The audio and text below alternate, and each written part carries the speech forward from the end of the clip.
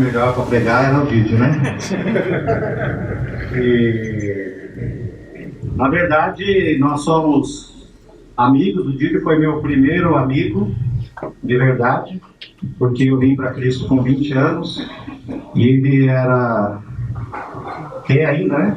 Acho que uns 2 anos mais novo que eu. Acho que ele tinha 18, eu tinha 20.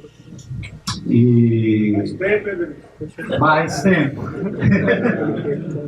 E de lá para cá, essa amizade tem sido muito abençoada, porque eu comparo nossa caminhada como aqueles moleques que aprontam vai com uma turma jogar bola. Já aconteceu isso com você? Foi jogar bola e aí arrumou uma confusão. E aí você teve que sair correndo, todo mundo sai correndo, mas sempre tem um melhor amigo que fica lá para apanhar com você, né? Então o Dídio é aquele que fica para apanhar comigo.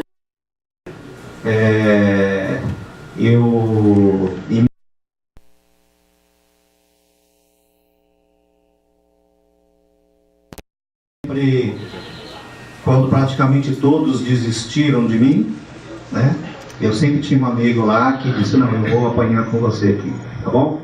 Esse é o Dídio. Obrigado, que Deus conserve para sempre essa amizade, né? Não só dele, como de todos os outros que eu tenho aqui, né? Convivi durante muitos anos em Mauá, Santo André, tá aqui Loyola. Ele me conhece desde quando eu nasci, aquele senhorzinho ali. Menor, já afixamos muitas faixas do PT na década de 80, lá em Santo André e Mauá, né, Pedro? E ninguém saiba disso, tá?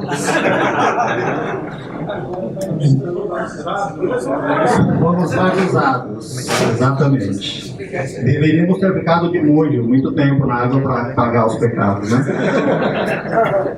Mas o importante, né, nesse momento, tá parado o cronômetro aí, né?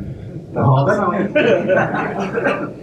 Mas o importante de tudo isso é que realmente eu estou aqui e sou muito grato a Deus, né?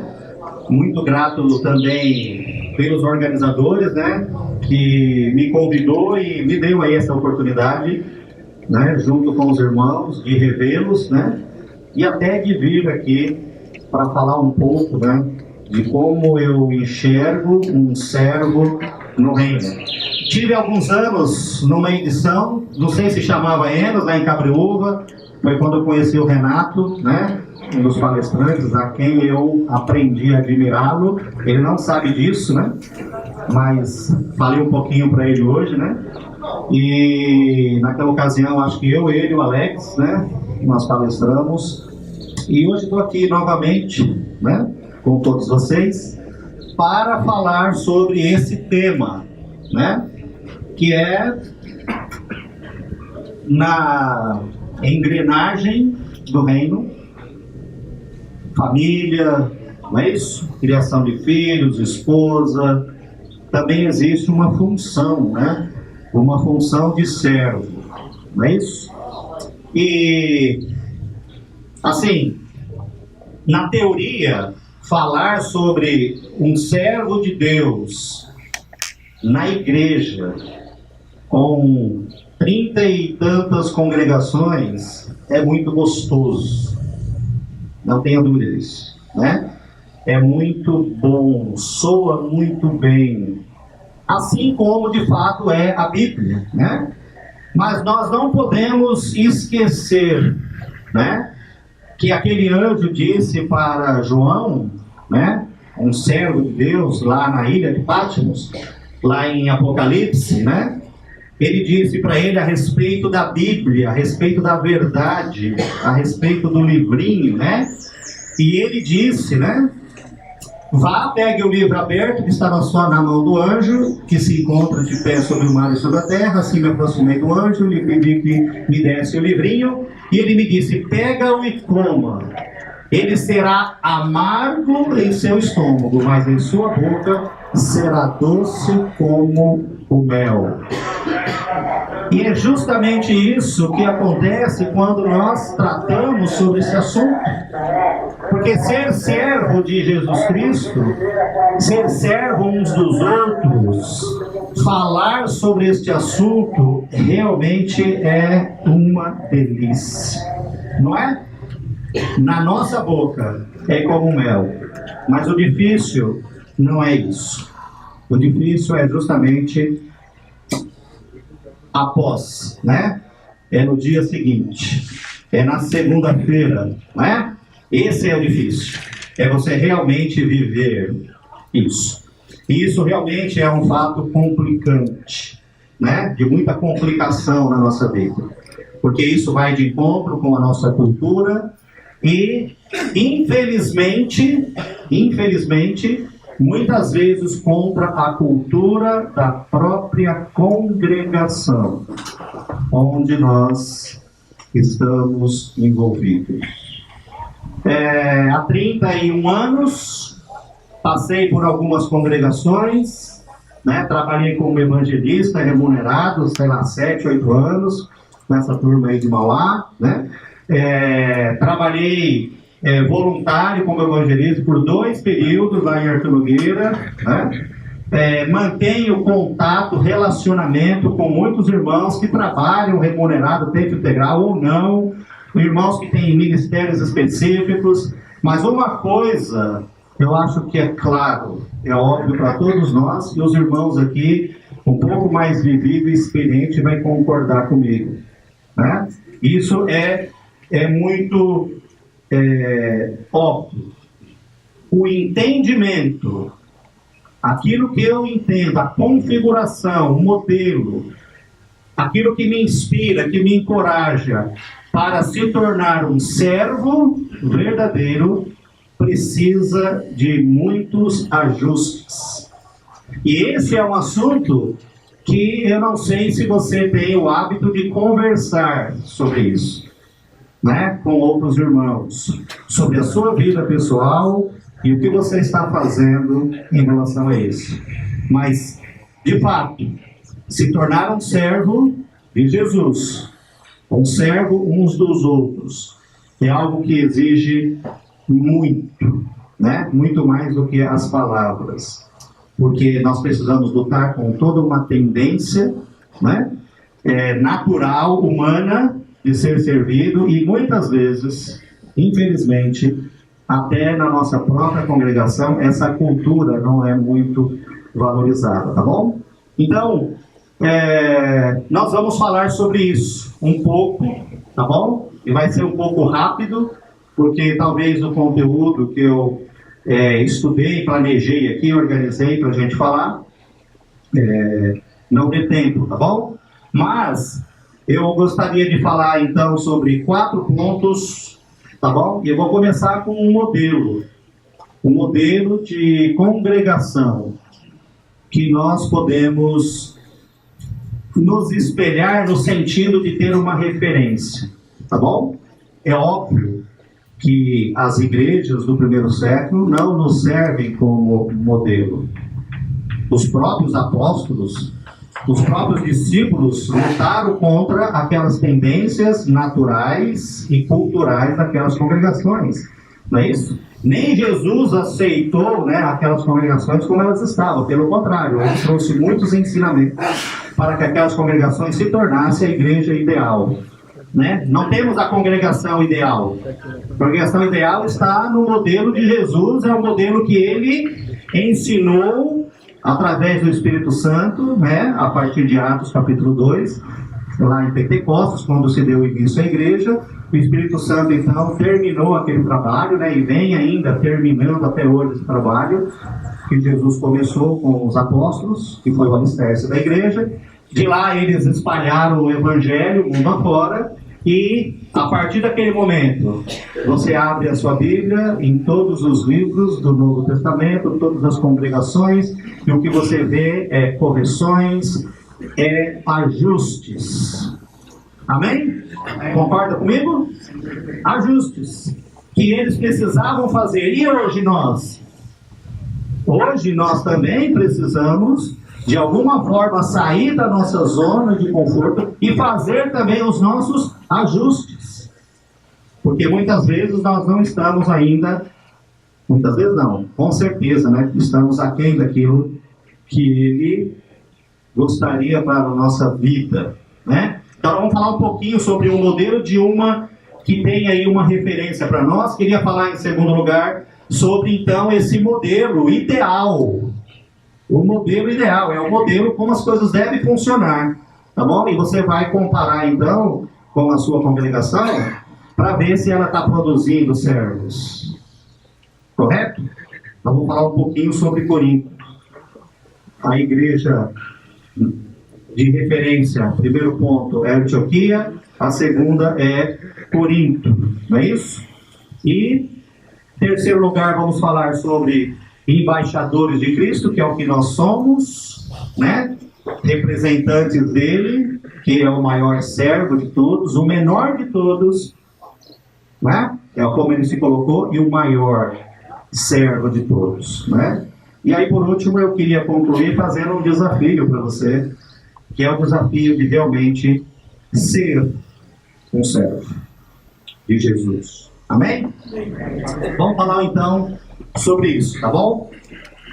Não sei se eu vou atender a expectativa de vocês. Talvez vocês vieram aqui com uma expectativa sobre esse tema, tá bom? Mas eu vou ser bem sincero, bem honesto e bem direto sobre aquilo que eu compreendo que nós precisamos ajustar, mexer, pensar sobre. Tudo bem? Vamos lá então? Solta o cronômetro aí, Rodrigo. Vamos lá. Então, eu queria falar sobre a igreja de Antioquia, né? Meu staff, que é o Vitor. Vai lá, Vitor. Então, todos conhecem, né? Espero que sim, se não, não tem problema algum. Você pode abrir a sua Bíblia e acompanhar, ou você pode acompanhar aqui, ou você pode anotar no presentinho que você recebeu aí, que foi uma caneta e um bloquinho, tá bom? E aí você pode pensar melhor em casa sobre isso, tá bom? Mas lá em Atos 11, 19 a 20, né? Aqueles que tinham sido dispersos por causa da perseguição, né? Que houve lá em Jerusalém com Estevão, né? Eles se espalharam, vocês lembram disso? Foram para Samaria, né? Atos 8 e por aí afora, não é isso? Então, eles chegaram até a Fenícia, Chipre e Antioquia, anunciando a mensagem apenas aos judeus, né? Alguns deles, né, cipriotas e sirineus, foram a Antioquia e começaram a falar também aos gregos, contando-lhe as boas novas a respeito do Senhor Jesus, né, Vitor? E aí, lá no versículo 26, ele termina dizendo que em Antioquia, os discípulos foram pela primeira vez chamados de cristãos, né? Ou seja, 260 vezes na Bíblia nós encontramos a palavra discípulos, mas cristãos encontramos 3 vezes, não é isso? Cristão virou partido político hoje, né? Mas o que nós somos de verdade é discípulos de Jesus Cristo, né? Cristãos, né? Servos, como quiser chamar, tá bom? Mas isso é interessante, que essa característica ocorreu justamente lá na Antioquia, né? E talvez ela seja uma boa referência para nós, porque essa congregação lá, ela era formada por irmãos voluntários que saíram das suas cidades e por amor a Cristo começaram a pregar o Evangelho, e a igreja cresceu ao ponto de chegar aos ouvidos dos irmãos lá em Jerusalém. E aí eles enviaram Barnabé, que foi o primeiro, talvez, mestre, né, junto com mais 4, e aí então esses 5 mestres conduziram a igreja, e num modelo que não tinha presbíteros, que é a função de liderança da igreja, não tinha lá evangelistas, não tinha lá apóstolos, o que tinha lá era irmãos dedicados que iniciaram o trabalho, e com esses mestres se tornaram, né, o maior, ou um dos maiores centros de pregação e de missões que teve no primeiro século. Diferente de Jerusalém, que havia os apóstolos, e depois os presbíteros, e depois os diáconos, né? e muitos mestres, professores e tudo mais. Diferente disso, Antioquia talvez seja um modelo que nós poderíamos olhar mais próximo do nosso modelo aqui. Por quê? Porque independente aqui no Brasil, né, de ser uma congregação forte ou fraca, nós sempre contamos com o trabalho de irmãos dedicados e com o maior desafio que nós encontramos, que é ter irmãos na condução dos trabalhos, mas isso não impede e não impediu que a igreja aqui vem crescendo e desenvolvendo. Não é verdade? Isso não aconteceu conosco. É o que acontece, como aconteceu lá na Antioquia da Síria, né? Agora, infelizmente, né? Infelizmente, muitas vezes isso não é valorizado, né? Muitas vezes nós não valorizamos o que é importante na nossa congregação, que é o fato de ter discípulos de Jesus, voluntários, dedicados, pregando o Evangelho. Independente se tem 2, 3 ou 4 professores ou mestres conduzindo a congregação. Porque uma congregação que foi modelo para o primeiro século foi uma congregação como essa. Infelizmente, as denominações acabam bagunçando a nossa cabeça. E não é muito incomum a gente encontrar congregações que mantêm obreiros profissionais, alguns treinados em escolas de formação ou não, irmãos que servem na condução da igreja, no serviço de liderança, como determina a Bíblia, em Efésios 4:11, porém, funcionários da igreja. Não é verdade? Subordinados a um grupo de irmãos que determina como ele deve fazer o trabalho. Muitas vezes subordinados a algumas famílias. Assim como também não é incomum encontrar em congregações missionários sustentados por terceiros, que não tem nada de errado nisso, né? Mas que durante algumas décadas acabam contratando evangelistas que está lá em Efésios 4:11 como uma função de liderança. Não está escrito missionário, está escrito evangelistas, mas que ficam subordinados, né, a esses missionários, né, trabalhando sobre a visão e a direção e a condução de uma pessoa e não conduzindo a igreja, tá? Não é incomum encontrar isso. Não é incomum encontrar essas dinâmicas, essas duas dinâmicas, que é o princípio do clericado, né? Lá no século 6, 7, né? Quando o catolicismo incluiu lá, constituiu esse conceito de clero e leigo. Lembra disso? Aprendemos isso na escola, lá no 2º grau, né? Ou seja, existe o clero, que é a elite, e aí a elite, ela recebe para ensinar, e aí tem os leigos que pagam para aprender. Não é isso? Infelizmente, essa dinâmica denominacional muitas vezes confunde a nossa cabeça. E ao invés de entendermos qual é a função minha como servo, né, como ocorreu na cabeça dos irmãos, né, que vieram lá, os cipriotas e demais, e constituíram um trabalho e caminharam fora, né, com um modelo de liderança diferente do que nós muitas vezes entendemos como ideal, e se tornaram tudo o que eles foram. E aí a confusão na nossa cabeça, que muitas vezes é mais cômodo e confortável, o modelo de clero e leigo. Eu pago, e aí o evangelista ensina, e aí ele faz tudo, porque nós estamos pagando para ele. E aí ele vem e recebe, e ele faz o trabalho da igreja. Infelizmente isso acontece, né? E o interessante, como eu disse, é que a Antioquia, irmãos anônimos, chegaram com suas vidas, suas histórias, sua fé, e anônimos desenvolver o trabalho da igreja, né? Somente com a orientação de Jesus, até que veio os primeiros mestres, né? Não tinha uma estrutura pré-definida, congregacional, com autorização para pregar o evangelho, não é? Então, quando essa notícia chegou lá, então, em Atos 11, 22, então eles enviaram Barnabé, e Barnabé, então, ficou 1 ano treinando Paulo, e Paulo continuou, né? Continuou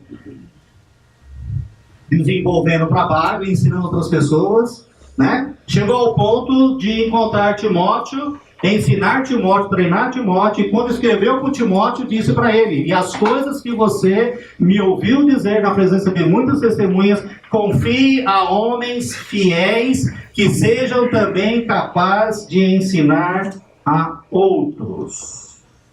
A outros. E dessa maneira, o evangelho desenvolveu em Antioquia. Porque Saulo foi um dos que estavam lá junto com Barnabé.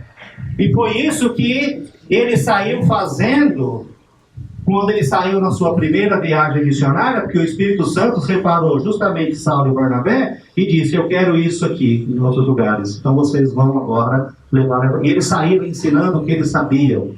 E o que eles sabiam era justamente o que fez com que a igreja em Antioquia se tornasse a maior referência de crescimento e desenvolvimento espiritual no primeiro século. Não foi em Jerusalém, mas foi em Antioquia, no primeiro século. Então, o que ocorreu foi justamente isso, né?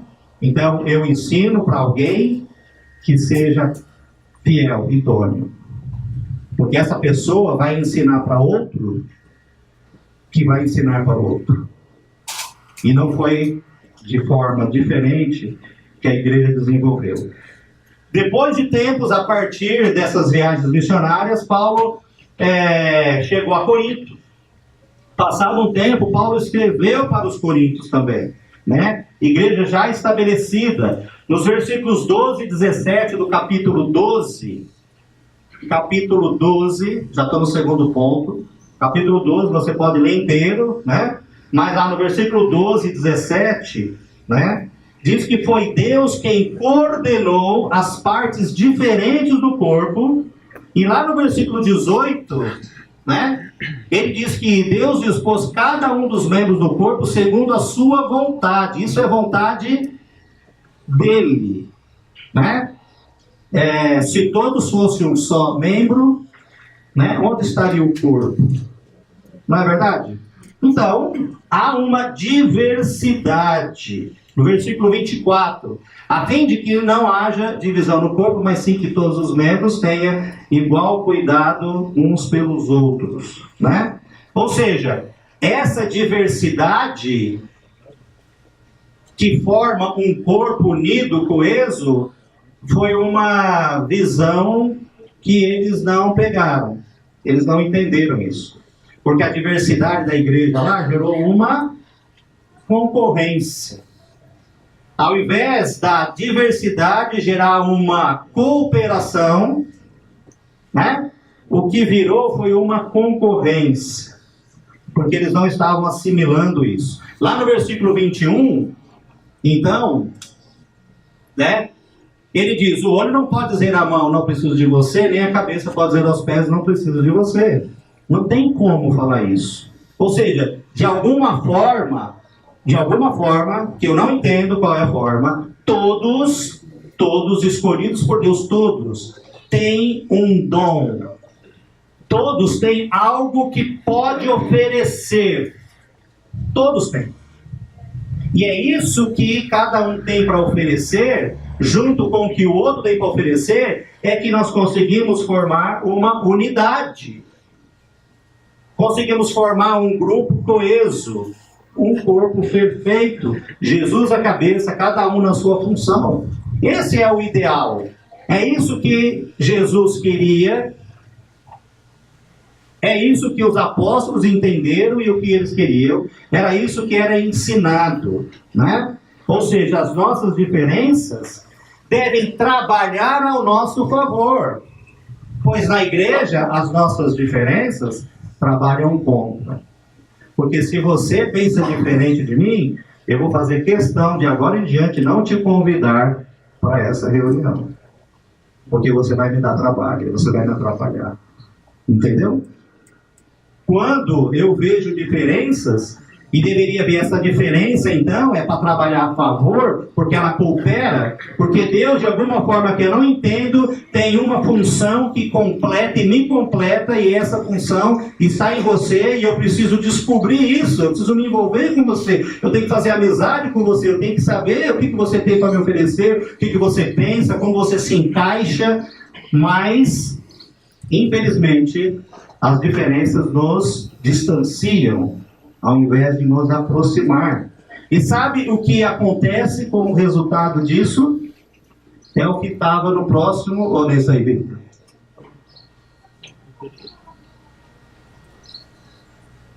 Qual é o próximo? Isso. Por quê? Ele disse que nós devemos trabalhar dessa maneira, a fim de que não haja divisão no corpo, mas sim que todos os membros tenham igual cuidado uns com os outros. Isso é um pensamento meu, e você pode discordar, beleza? Mas continua meu amigo, tá? Se você se questiona hoje, por que tantas congregações que você conhece, eu conheço, estão quebradas, estão divididas, cheio de facções, grupos, brigas, divisões. E se você se pergunta por que isso acontece, aqui tem a resposta. E se mais do que isso você pensa, como eu posso me proteger, como eu posso proteger a congregação que eu sirvo, para que a gente não incorra no erro que nós estamos assistindo por aí, o que eu posso fazer? Você pode fazer, e pode fazer muito, porque a resposta está aqui. É você encontrar aquilo que Deus te deu de presente, um dom. E aí você pensar, isso é para completar a minha congregação, ela não funciona bem sem mim. E aí eu vou descobrir isso, e eu vou colocar isso em funcionamento. E agora que eu estou servindo a igreja, com os dons que eu tenho, e os demais irmãos fazendo isso, então nós estamos trabalhando as nossas diferenças, para que elas cooperem e nos tornem um corpo perfeito, que é o corpo de Cristo. Amém? Amém. É isso que nós precisamos, trabalhar como servo. Essa é a beleza do corpo de Cristo. É não deixar a igreja se tornar um clericado, onde 2, 3, 4 trabalham e 30, 40 pagam. Leigos. Porque isso não é o corpo de Cristo. Isso chama-se denominação. Amém? E nós não queremos isso, correto? O que nós queremos é descobrir onde eu posso agir no corpo. Tá bom? E aí, em terceiro, já praticamente terminando, né? Nós, cristãos, precisamos então empenhar esforços, empregar nossas energias para ganhar almas. Para ganhar almas. Esse desejo de ganhar almas não se encontra muito hoje em dia. O maior índice de desemprego no país não são os 14 milhões, dentre os 207 milhões de brasileiros. O maior desemprego que há está na igreja. Semana passada, num grupo de jovens, eu contei para eles a história da cooperativa de pescadores. Os caras pescavam tanto, mas tanto, que eles chegaram uma hora e disseram, nós precisamos nos organizar. E aí eles fundaram a cooperativa. E aí eles tinham palestras, eles tinham salas de aulas, e aí eles tinham técnicas de como pescar, e aí fizeram financiamento para comprar barcos. Passado um tempo, eles tinham toda uma estrutura montada, organizada, mas não tinha peixe. Porque eles pararam de pescar. E eu alertei um grupo de jovens, que é um ministério que eu estou trabalhando esse ano na igreja, e alertei eles. Muitos que estão aqui, inclusive, foram batizados esse ano. Não esqueça, nunca, que você está aqui, e agora que você chegou no reino, você tem uma função como servo de Cristo, que é trazer outros jovens que estão aí no mundo para o reino dele. Isso chama-se ganhar almas para Jesus. Eu disse para eles fazer amigos para Jesus, porque amigo para eles, e eu acredito que para nós, eu escolho quem eu quero, porque tem pessoas que eu não quero me envolver, correto? Mas eu não posso escolher as pessoas, porque eu não estou trazendo amigos para mim, eu estou trazendo amigos para Cristo. E esse desejo de ganhar almas é um desejo que a gente não tem encontrado muito por aí. Não é verdade? Muitas vezes a igreja se tornou uma grande cooperativa. E você olha para a sua igreja e você fala, nossa, a minha igreja ela tem 30 irmãos, 50 irmãos, 15 anos. E o que vocês fazem? Nossa, nós temos grupos de jovens e pré-adolescentes, temos 5 aulas dominicais, e aí nós temos então temas de pregação, todo ano a gente trabalha um tema diferente, e nós temos um grupo de mulheres, e nós vamos todos os Enoques e as mulheres nos grupos das mulheres, e nós vamos no Enos, e aí nós temos também um grupo de ministérios, e aí você vê e temos treinamento de homens, e temos treinamento de mulheres. Tá, e aí? Para quê? Tudo isso. Cadê os peixes? Cadê os peixes, irmão? É isso daí. Nós fomos chamados para ser embaixadores de Cristo. Amém? Embaixadores de Cristo. E aí me desculpe a franqueza, mas eu acho que aqui cabe uma reflexão, né? O que aconteceria, né, se a sua congregação, aquela que você serve hoje, fosse a única congregação do mundo? Dá para pensar um pouquinho nisso? Lá em Atos, capítulo 2, quando se deu o início da igreja, ela foi a única durante muito tempo. Não é verdade? Durante muito tempo ela foi a única. E nós vimos o crescimento dela, não é verdade? Se a sua congregação fosse a única no mundo, o que aconteceria? Que partes do mundo ouviria sobre Cristo se a sua congregação continuasse hoje como ela está a respeito do evangelismo? O que aconteceria se cada pessoa na congregação fosse um ganhador de almas como você? Quantas almas seriam ganhas para Cristo esse ano? Dá para pensar um pouquinho? Precisamos pensar sobre isso. Porque para muitos, ser discípulos de Jesus e ser servos na igreja é dar aulas na igreja, né? É fazer a ceia. Para muitos, ser um servo de Cristo é ir nos domingos e participar do culto e às vezes da aula dominical. E aí está cumprido, né, com a minha responsabilidade espiritual, não é? Embora essas atividades sejam de fato importantes e são verdadeiras, mas nós não vamos ser um completo servos de Jesus se nós não servimos este mundo. Amém? Amém. Então, Vitor, onde nós estamos aí?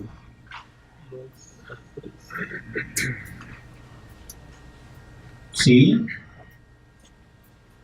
Beleza. Bom, Hebreus 10, né? 24 e 25. Nós já conhecemos, né?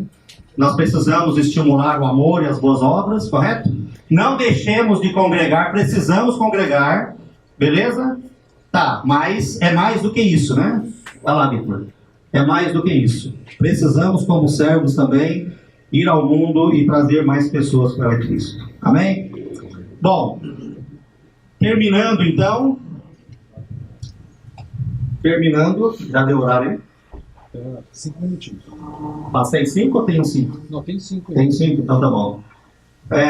Terminando então, nos 5 minutinhos, eu queria então fazer um desafio, tá bom? Fazer um desafio para todos nós que estamos aqui nesse momento. E o desafio é o tema dessa palestra. É se tornar um servo de Jesus.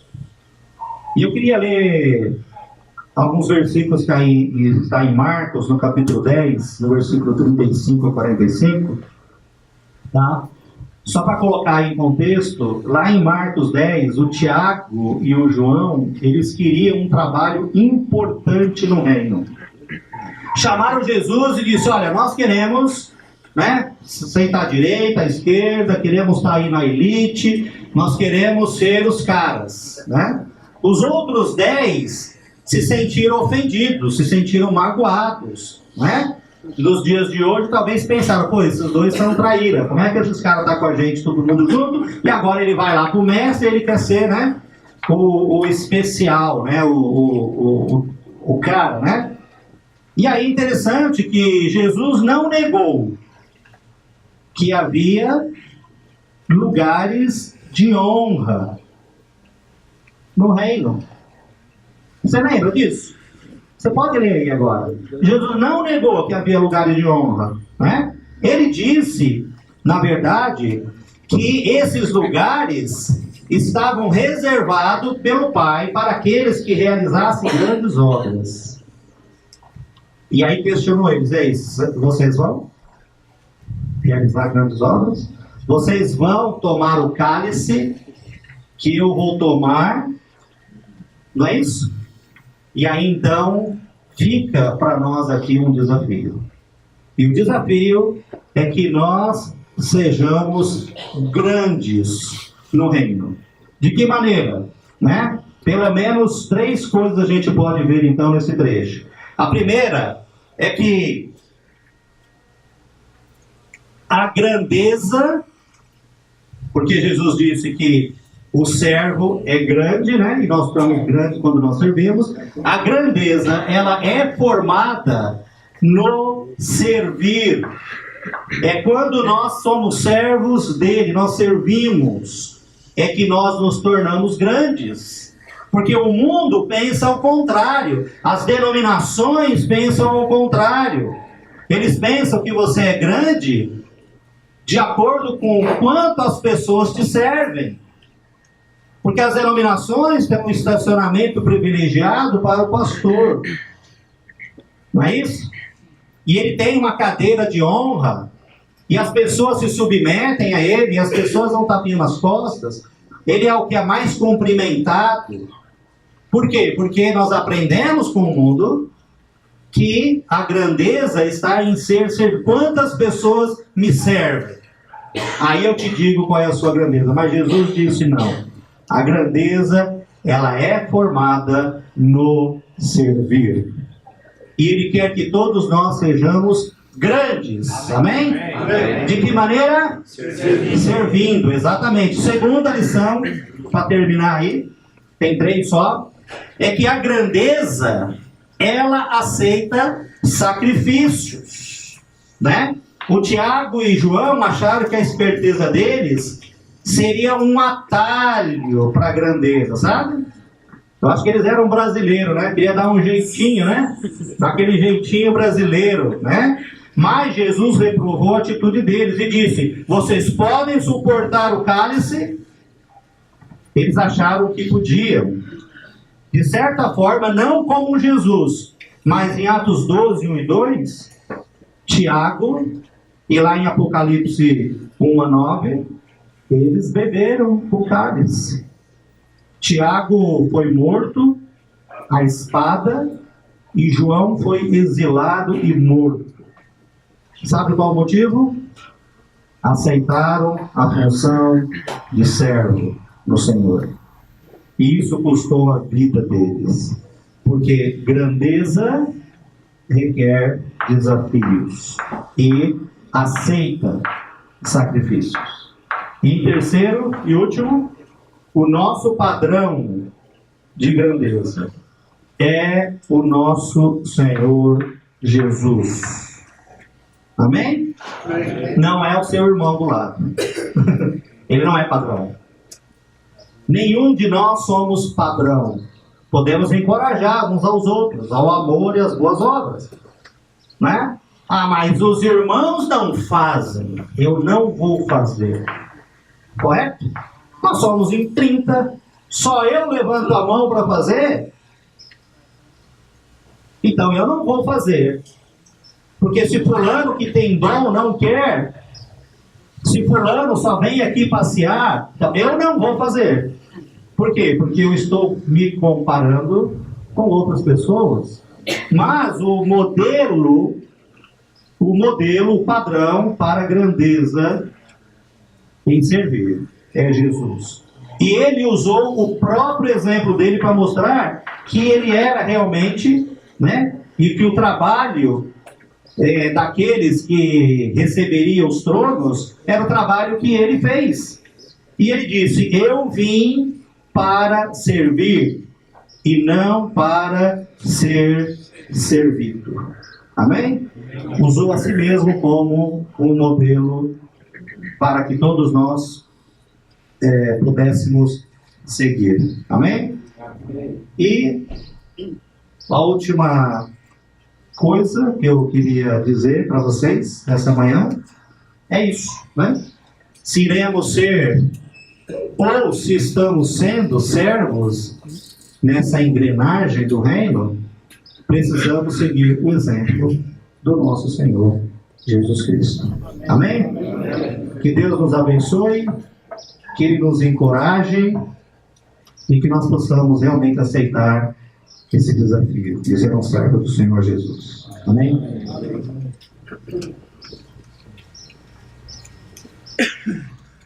Que bom, meu irmão.